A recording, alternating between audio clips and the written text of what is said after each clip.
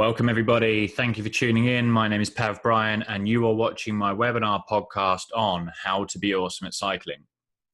So I split this into four main categories. These categories make up my blog on my website, directpowercoaching.com, and they also form the four cornerstones of my book, The Guide to Truly Effective Cycling, which will be out as soon as possible. So the four are training, nutrition, tactics, and mentality. And you would have heard people talk about how training is only responsible for 30% of your gains and nutrition is 70%, or a variation similar to that. Well, I take it one further, and it's the basis of what my business and what truly personal coaching means is that actually we prep you mentally as much as we do every other factor. And we put so much emphasis on it that actually I would say that mentality makes up 50% of your gains, training just 15%, and nutrition 35%. So when I meet new clients and I talk to people, a lot of people, they don't do a lot of mental preparation, and then they wonder why they do all the training and they eat right, and then they don't see gains, or they struggle in training or in sessions and even racing. So there's a lot to be said about how you mentally approach anything. And what we do is we factor a lot of other things in there, like for the amateur athlete, a big part of that might be your work, family, training balance. Because if you get that wrong, let's face it, that if you get that wrong, then you're going down a very tricky path where cycling might become a chore, your family might start to resent you, and work could suffer. So it's important that if you're going to self-coach, you take that balance right, and you get it and really understand what you can do, and you don't listen to what maybe your mates in the clubs are doing, because everybody's different. I'm going to crack on now. We're going to do four different parts to this, and I'm just going to take you through these points. I'm going to look to do more detailed individual webinars or podcasts on each of these. Recovery we're going to talk about in a bit as well, so I'm going to gloss over that. I give it its own section in this main presentation just because of how important I think it is. So with your training planning, this is like you should probably focus on making sure that your planning is as early as possible. So if you're a Training Peaks user, and depending on what system you come from, you will use something like an ATP or an annual training plan, which is set from your goals. This is your overall structure, usually 9 months, maybe a little bit longer. They tend to cover about a year or a season. In that, you're going to have a lot of smaller sections, which are going to be more specifically targeted to individual goals, process goals. This is the thing, when we're going to just talk about goal setting as well, is that you need to have that goal to understand what the demands of the event are going to be. So whenever I get somebody that comes to me and says they just want to get better at cycling, I usually try my hardest to give them a goal. Again, motivation plays a big part in that, because without that goal, motivation might be lacking. Certainly, at what point and how do you measure getting better at cycling? You could do that in a matter of sessions, really. You could monitor that and you could see some gains. I mean, it might not be a lot, but it's enough for you to be able to say we've achieved our goal. So having an event, trophy, competition, anything like that is really, really necessary. And we'll use the example of somebody who might be training for, let's say, Ride London, 100 miles. What are the demands for that event? First of all, you've got the ability or the requirement to be able to ride a bike for 100 miles, and that could be six hours. We just say 6 hours. Some people will be going, I can do it a lot quicker, and some people will be going, I wish. But we'll say 6 hours. So you need to be able to ride your bike for that length of time. That's obviously a combination of bike fit, flexibility, comfort, but it's also going to have that aerobic endurance for you to be able to actually, for your body to work long enough. The next thing, we're going to do a quick snippet of this. We could talk about this all day, but the next thing could be riding in a group.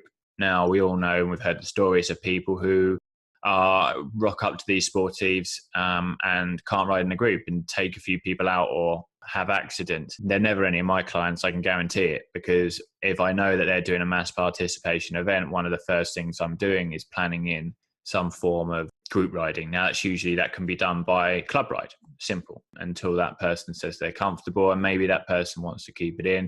We can discuss that. And then they're going to be able to be comfortable. And that's not just about safety. That's about the fact that they can get in a fast group and they know how to ride effectively in a group. They're going to be faster. We'll just pick the last one, which will be something like, there's a few hills in Ride London, Leith and Box and a couple of others. And they're the two big ones anyway. And so that person's going to need to be able to climb the hills. So there might be an element of anaerobic endurance in there, some short-term muscular endurance, and a bit of strength. If this is your event, then you're going to know that you're going to have to be able to ride 100 miles, hold that position, be comfortable, put that base power out, and then you're going to have efforts which are going to push you limits. If you're going to, if you want to do that, you could ride the hills slowly, but they're still going to be hard. And if you could get in a group, then excellent. And that's, you're almost there. There's obviously other things we could talk about, but that's going to really help you. So now you know the demands, you can feed that back into your annual training plan, and you can then split down and work out, well, okay, which is going to be the hardest one for me to do. So if we just take, I know, athlete A who can ride an hour, then logically right now, you're probably all in agreement with me that the biggest challenge and their weakness is going to be how long they can sustain on a bike. Now, if you've got 9 months to go from being able to ride a bike for an hour to being able to ride a bike for 6 or plus, probably more than 6 hours if you're that new, ride 100 miles, that's fairly achievable. But it's only achievable realistically if you start now.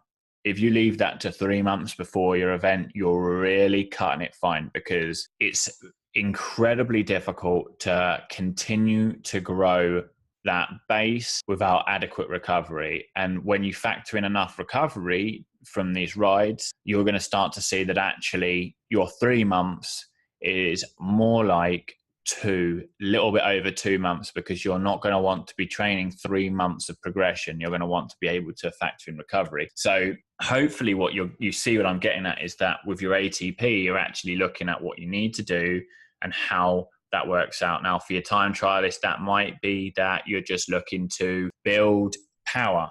You might know that you need, based on previous experience, based on other rider data or anything like that, you know that you need to produce X amount of power.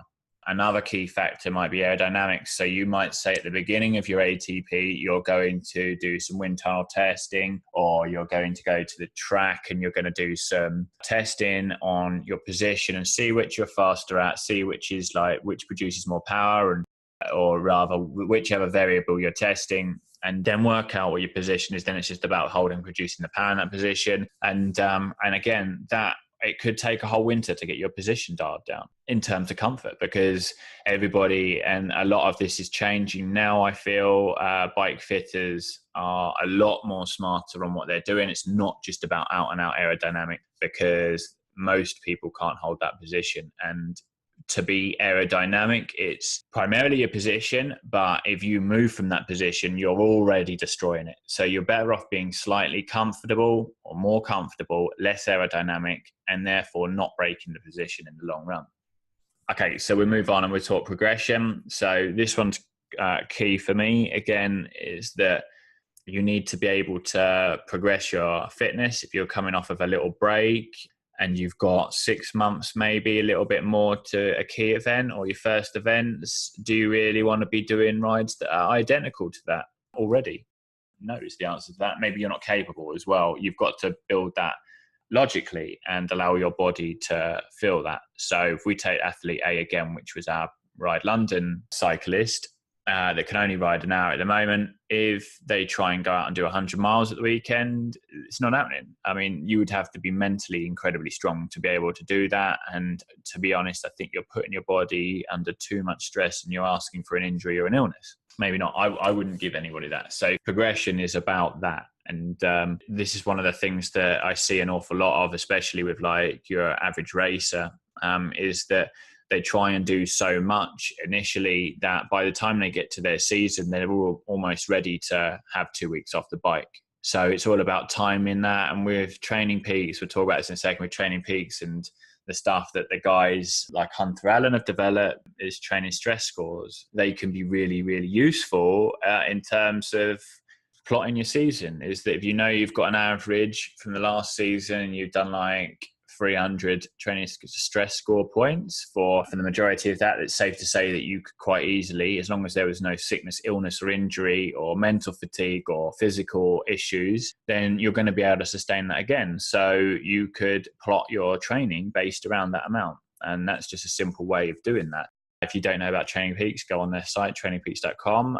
You can sign up for free and start using it. I use it with all my athletes. And as I say, it's part of my monitoring. I obviously use a lot of data from it. If you want a great book on learning about how to train and race with power, I think that's actually the title of the book, Hunter Allen and Andy Coggan. I always almost say Steve Coggan. I think it's Andy. I'm sure you'll forgive me. Yeah, do you use Power Meter? If you don't use Power, you're probably in the minority right now. But don't worry, that's fine. Heart rate is okay. It's not the most effective way of monitoring your progression, fatigue, fitness. But it's what people used successfully for a long time. If you are racing, I would definitely tell you to get a Power Meter because everybody else has for a start. You are already behind if you're not using it. They're very affordable now, and they will revolutionize the way you look at your training because it's just going to make it so much easier and visual it. Okay, so recovery, gloss past that because we'll talk about that in a minute. And we briefly touched on components of fitness being specific to the event, so like aerobic fitness, flexibility, short-term muscular endurance, or that's putting out power for a short period of time, high amount of power.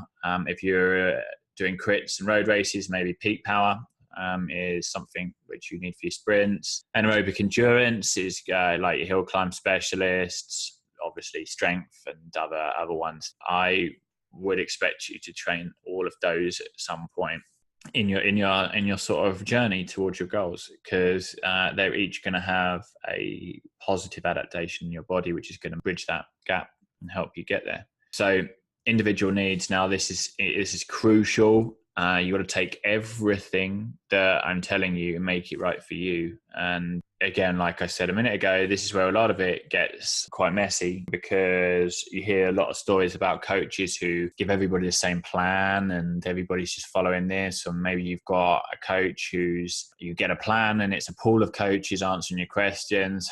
I mean, it's just mass producing coaching to satisfy business. It's not why I don't think anybody gets into coaching, and it's not individual. I mean, yeah, sure. We, as a coach, I think you're going to get different answers, but we could all agree that there's a right way of training for a certain event. There's going to be certain aspects you're going to have to do, but does that mean that that's right for that person? No. And we can take that example I said a minute ago, is that person's got to have an allowance for their family and their work. So you need to factor that in and just be brutally honest with yourself and what you think you could get away with. It's less is better than none. That's crucial for you to understand, is that if you head into this gung-ho and really, really going for it and you don't make it to the end of your journey for whatever reason, like maybe you're going to get a divorce. That's obviously an extreme, but maybe it's affecting your work or your mood or anything like that because you're doing too much. You've not made it. You've failed. So doing less and making it to your goals is better than doing more and not. Now, I'm not saying that if you do more, you won't make it to your goals, but that risk is there and you should be objective in your decision about that.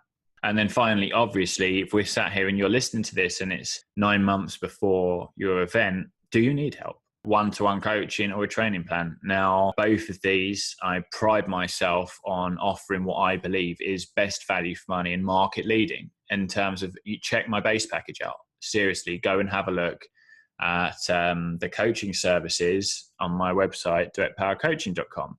I am unaware of any other company that gives you as much as I do. And there's a reason why I do this. And that is because I do not want to limit anything that you are getting. And the majority of my clients come through and they all are happy on tier 1. And the main difference between 2 and 3 is simply that you get more communication with me on tier 2, and you get a little bit more with your own coach. It switches up. You're never limited on contact, but you can get more phone calls with your coach, Skype or whatever. And then tier 3 is where is my clients specifically. And there's a great app that we use called Voxer, and it's like a walkie-talkie, and it's just takes communication to the next level, because you're going to hear people and it's not like a phone call you need to schedule in. You can send each other like a little voice memo, and that's such a big change. And I love the fact that I've introduced that, and I think I'm the only coach that does that, because it's almost impossible. If I had like all my athletes asking for a call as often as we sort of do voice chats, I probably couldn't do that, or I wouldn't get anything else done in my day. And so you could limit and just do emails, but then you lose the emotion. And that's important to hear somebody's emotion when they're sending you a message. Again, I think that's market leading, and I don't think there's anyone else that can stand up against me and say that they do more for that price. If they do, then congrats. I tip my hat to you, because that's awesome. And I'm all for bettering everybody's coaching experience. I hate it when people come to me and they go, oh, I've had a terrible coaching experience. I just got everything. I got the same plan as my mate was getting, and I couldn't get hold of my coach, and then nothing worked. That's terrible. That's just taking someone's money. It's like daylight robbery almost. And training plans. So again, this is basically just the sessions and the structure without having a coach one-to-one. And again, I believe I have market leading on this, simply because we actually support you. Now, every session has like a link to a guide. Now, this is true in all my sessions that I prescribe. I always have a guide, a video, a blog, something that supports and makes that experience for the client even better and helps them understand what they need to do. Every session has Workout Builder. If you use Training Peaks, you'll understand Workout Builder, but that gives you an exact power target, and it gives you a visual representation of what you need to do. And the fact that I sell a training plan that I will answer your emails if you have questions is, I don't know of anyone that does that. So yeah, they're probably a little bit more than other coaches, but if you buy one for X amount and you can't finish it because you don't understand it, did you get more or less for your money than if you spent a bit more and get something that you're going to finish and it's going to be really, really good? So user friendly is exactly what I mean by that. Okay, so your needs. This is incredibly important. We're talking about here time you have available. Can you do long hours, or is shorter, harder sessions better? Now, I know quite a few ex-pros who now work like 40 hours a week, still train, and they say that actually they only train like 10 hours, if that, a week. And they're the hardest 10 hours they've ever done on the bike.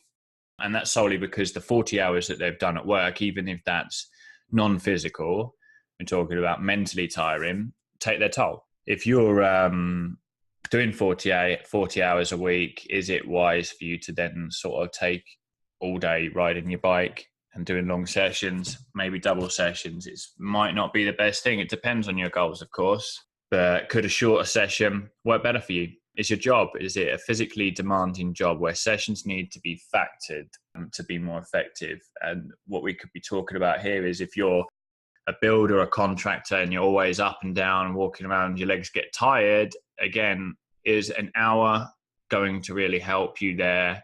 Or do you need something shorter?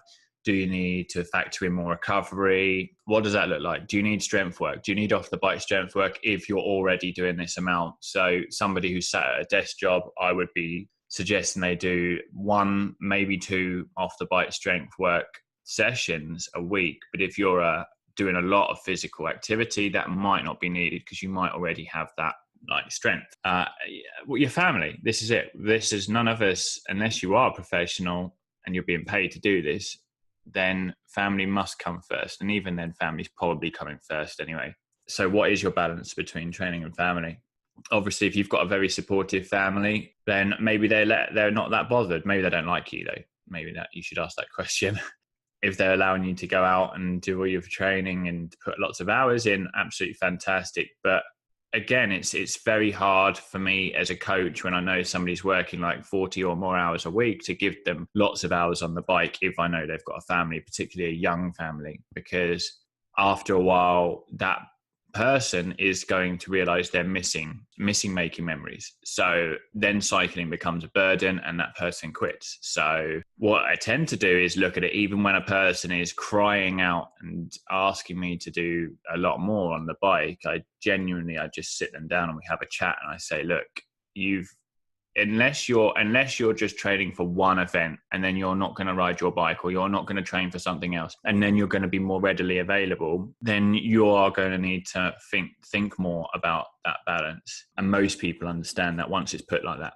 Okay, so sickness, illness and injury, what to do when that happens. Now, I love Joe Friel's neck check. I think that's really hits on the head. Anything below your neck, any symptoms that occur below your neck, or if you're having any symptoms below the neck, then you shouldn't train. And anything above the neck, it's okay to train, but keep it light and short, more like a turning over type session. In almost all cases, it is better to allow that recovery. I say almost all. I wouldn't if somebody was having their last like main event of the season and they were about to take a week, 2 weeks off anyway, then provided it wasn't dangerous to do so, I would probably just be like, well, mate, let the athlete take the call, because make that call.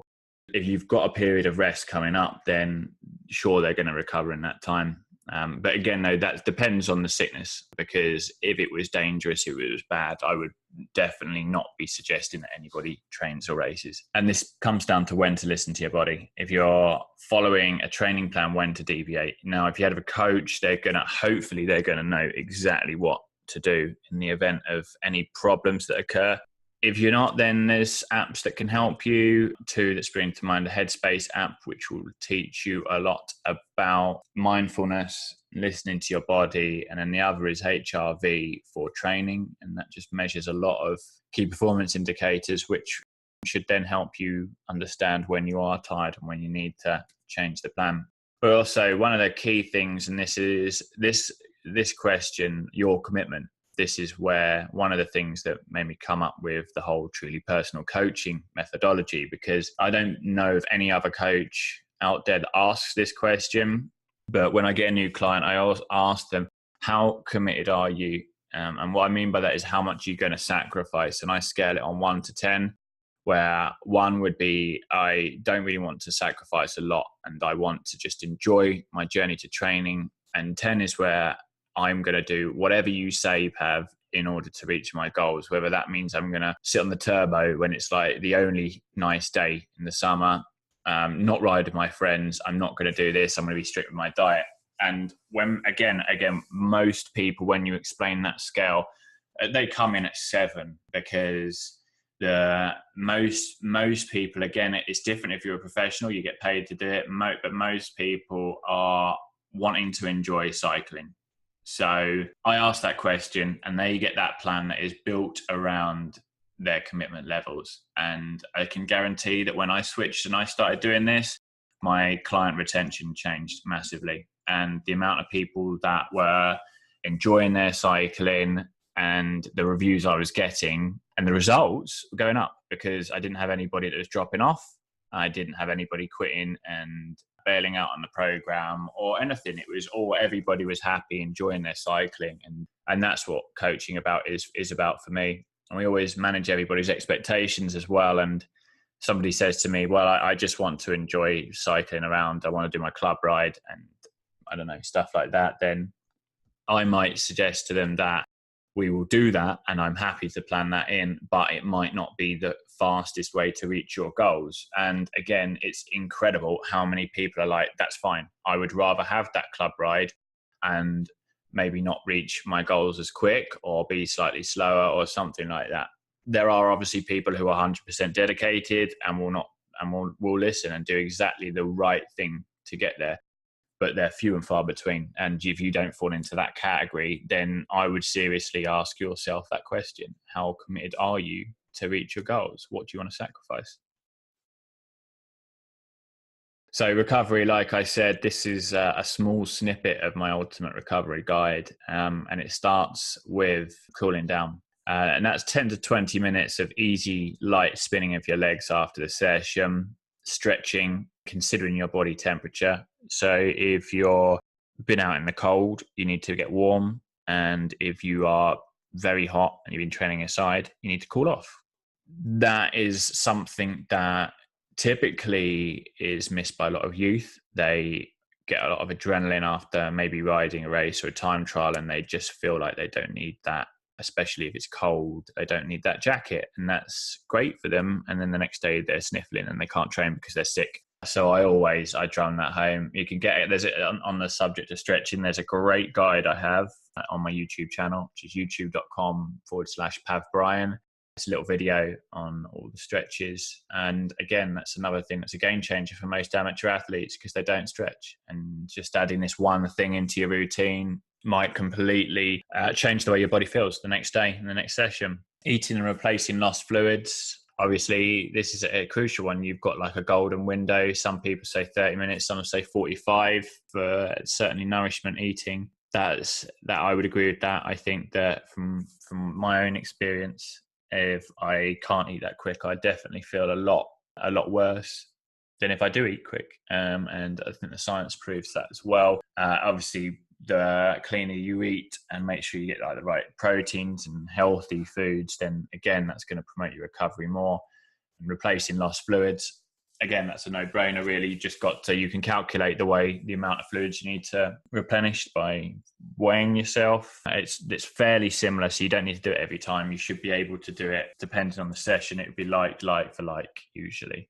Next one's a crucial one, staying away from sick people. That point at which you finish training and your body's just going through that like initial recovery, your immune system's taking a bit of a battering. So what I tell people is, for those, especially after racing, to just pretend like everybody around you is suffering for some really horrible contagious disease. Don't shake people's hands, no hugs.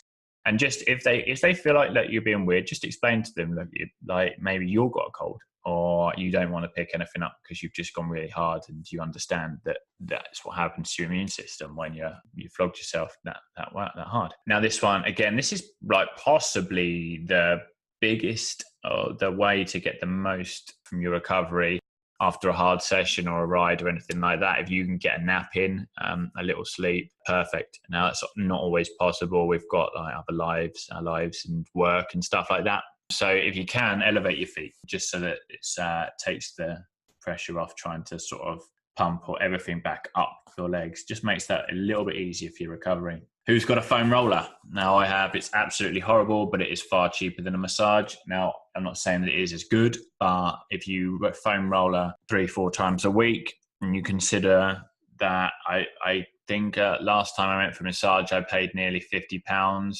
If you're going to spend £200 a week on massages, more power to you. But you get my point, is that a foam roller, I think my one was Amazon, and it was, £20, $20, something like that, around that area. Okay, so again, another thing with your recovery is that actually your daily nutrition and what you're eating day in, day out is going to have a massive effect on how quickly you recover.